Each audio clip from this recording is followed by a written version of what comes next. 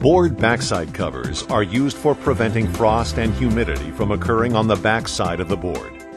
The covers are custom designed with purge inlet fittings and purge outlets.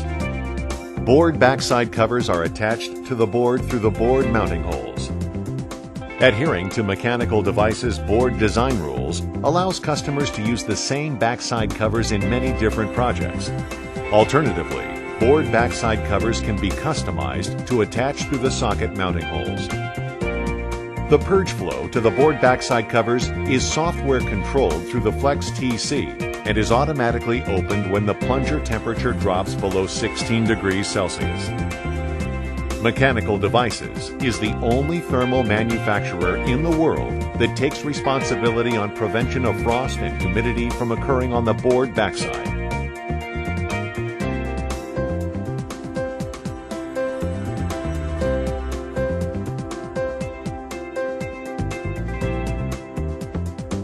Once the frost-preventing cover is attached to the board backside, connect the purge hose to the inlet fitting, making sure that it is snugly connected. Connect the other end of the hose to the Flex TC front panel purge outlet and open the valve.